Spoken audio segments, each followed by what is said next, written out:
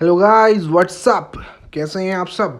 तो आज हम स्टार्ट करें लक्ष्मीकांत का चैप्टर नंबर 56 जो है स्टेट ह्यूमन राइट कमीशन। तो स्टार्ट करते हैं कि जो प्रोटेक्शन ह्यूमन राइट्स का 1993 provide for the creation of not only national human rights commission, पर उसने एक स्टेट ह्यूमन राइट कमीशन को भी इस्टेब्लिश किया था स्टेट लेवल पे। Accordingly 26 states have constituted the state human right commission through the official gazette, जो notification था। और जो state human right commission can inquire into the violation of human rights only in the respect of the subject जो mention है state list के अंदर और concurrent list के अंदर of the 7th schedule of the constitution, very important. और however if any case is already being inquired by the national human right commission के द्वारा, अगर कोई भी केस ऑलरेडी इंक्वायर किया जा चुका है या किसी स्टेटरी कमीशन के द्वारा, तो उसमें national human right commission inquire नहीं करेगी। और सेंट्रल गवर्नमेंट में confirm upon the state human right commission the function related to the human rights being discharge by the UTs except union territory of Delhi. तो जो सेंट्रल गवर्नमेंट है, जितने भी human right के रिगार्डिंग जो फंक्शंस हैं वो कंफर्म करती है स्टेट ह्यूमन राइट कमीशन को, जो भी फंक्शंस वो डिस्चार्ज करेगी regarding the UTs except UT of Delhi.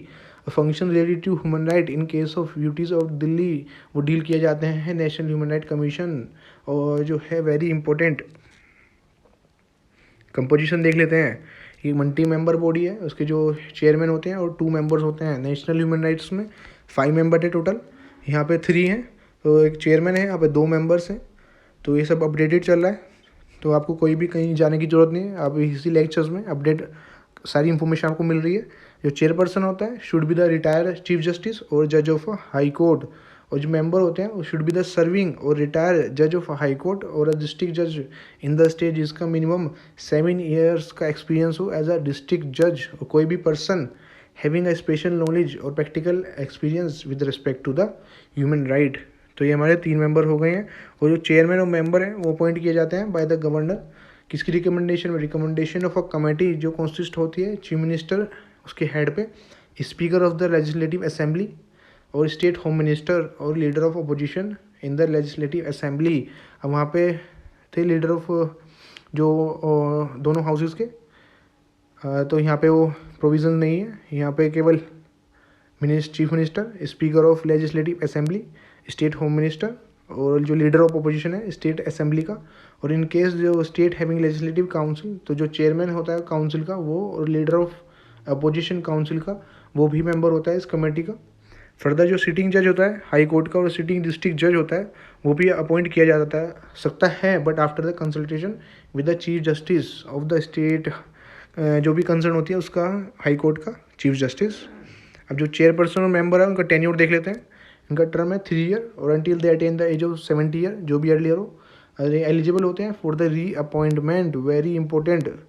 After the tenure जो चेयरपर्सन और मेंबर होते हैं are not eligible for further employment under state government और सेंट्रल गवर्नमेंट की ये री अपॉइंटमेंट इस ऑफिस के लिए तो एलिजिबल होते हैं, लेकिन किसी भी सेंट्रल और स्टेट गवर्नमेंट के अंदर ये एलिजिबल नहीं होते।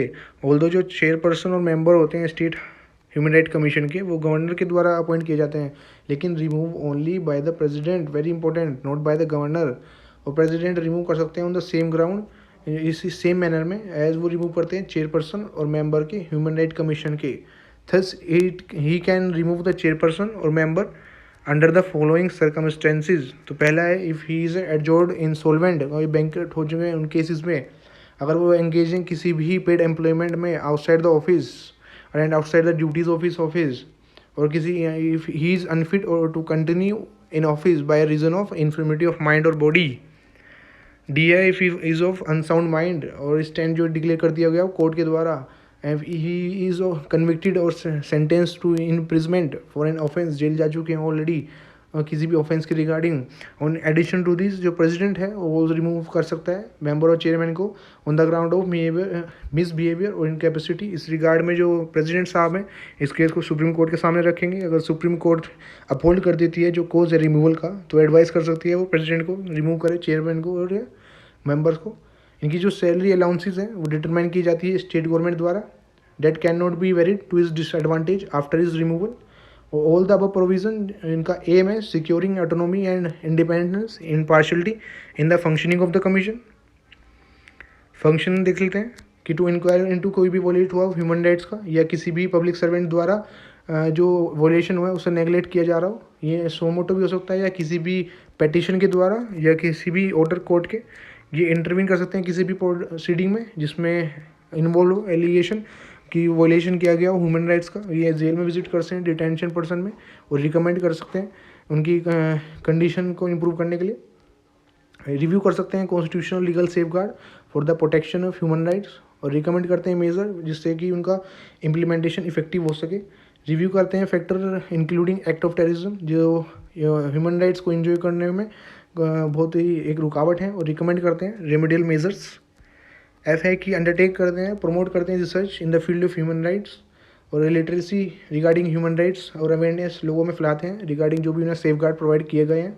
और NGOs को भी ये इनक्रेज करते हैं जो इस फील्ड में काम कर रहे हैं। और अदर फंक्शंस जो ये consider it undertake such other function it may consider necessary for the promotion of human rights. Working देख लेते हैं कि कमीशन वेस्टेड है कंप्लीट पावर के साथ कि वो अपना प्रोसीजर को खुद रेगुलेट कर सकती है और इसकी सिविल कोर्ट का पावर्स है और जो उसकी प्रोसीडिंग है उसका जुडिशियल करेक्टर है। एंड इट में call for information report state government से और किसी भी अथॉरिटी से जो उसके सबॉर्डिनेट है। कमीशन एम्पावर नहीं है कि वो इंक्वायर कर सके किसी भी मैटर में after the expiry of 1 year from the date जिस दिन वो एक्ट हुआ था उससे 1 साल तक मीन्स वो एम्पावर है कि उस केस को ले सकती है। अगर वो 1 साल के बाद वो क्रॉस हो चुका फ्रॉम द डेट जिस दिन वो वायलेशन हुआ था ह्यूमन राइट्स का तो अब कमीशन एम्पावर नहीं है उस मैटर को लुक करने के लिए। तो commission can make any of the following step during the और अंडर द कंप्लीशन इंक्वायरी में ये रिकमेंड कर सकती है स्टेट गवर्नमेंट को और अथॉरिटी को कि पेमेंट किया जाए फॉर द कंपेंसेशन और विक्टिम्स को जो भी डैमेज हुआ है। और रिकमेंड कर सकती है स्टेट गवर्नमेंट और अथॉरिटी को कि किसी भी गिल्टी पब्लिक सर्वेंट के अगेंस्ट में प्रोसीडिंग की जाए। रिकमेंड कर सकती है स्टेट गवर्नमेंट को और अथॉरिटी को for the grant of immediate interim relief to the victim. और ये अप्रोच कर सकती है सुप्रीम कोर्ट और high court for the necessary direction order और रिट्स के रिगार्डिंग।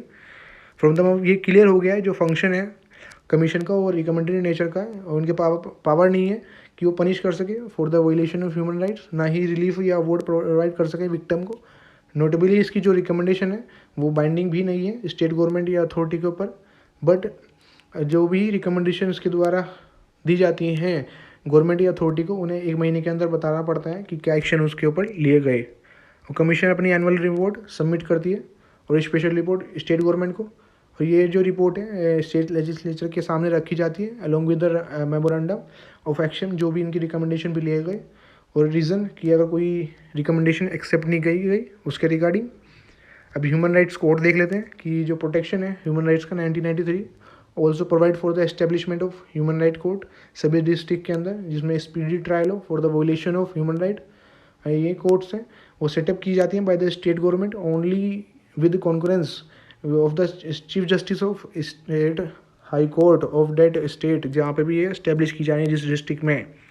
और सभी हाई कोर्ट जो ह्यूमन राइट्स कोर्ट्स हैं जो स्टेट गवर्नमेंट स्पेसिफाई करती है एक पब्लिक प्रोसिक्यूटर और अपॉइंट करती है एक एडवोकेट को who has practice of 7 year as a special public prosecutor. अब 2019 का जो अमेंडमेंट एक्ट है वो देख लेते हैं। अभी जो लेटेस्ट कवर हुआ है द वेरियस प्रोविजन और द फीचर जो ह्यूमन राइट के protection of human right 2019 are as follows. It provided that a person who has been a जज of a supreme court is also made eligible for the chairperson of a human rights जो आपको already बता दिया गया है कि पहले ही केवल जो retired chief justice of India थे उन्हें ही बनाया जाता था, लेकिन अब अ पर्सन हु जज of a supreme court is also eligible to be appointed as a chairperson. Second है कि it increase the number of member national human right commission में who to be appointed from amongst person having special knowledge और experience. पहले 2 थे अब 3 कर दिए गए जिसमें से एक वुमेन एटलीस्ट होनी चाहिए। थर्ड का चेंजेस लाया गया कि it made the chairperson of the national human जो कमीशन है बैकवर्ड क्लासेस का और प्रोटेक्शन ऑफ चाइल्ड राइट का as a chief commissioner for the person and और तीनों को कि जो चेयरपर्सन बना दिया गया ना एक्स्ट्रा ऑफिशियल चेयरमैन पर्सन थे हमारे 7, तो उनमें किस किस को बनाया गया नेशनल ह्यूमन जो नेशनल कमीशन थी for backward classes, national commission for protection of child right as well as chief commissioner जो थे हमारे for person with disability as ex official member of human right commission के। ये में clear है। और इसने टर्म को भी रिड्यूस कर दिया गया सभी चेयरपर्सन का ऑफ द मेंबर्स जो ह्यूमन राइट कमीशन के लिए, एज वेल एज स्टेट का, फ्रॉम 5 to 3 years, और ये एलिजिबल हो गए हैं अब रीअपॉइंटमेंट के लिए, पहले नहीं थे। फिफ्थ है, इसने रिकमेंड किया है कि ये person who has been a जज ऑफ हाई कोर्ट वो भी एलिजिबल है to be appointed as a chairperson of state human right commission का। इन एडिशन पहले चीफ जस्टिस जो थे ये हाई कोर्ट के, ये ही बन सकते थे चेयरपर्सन।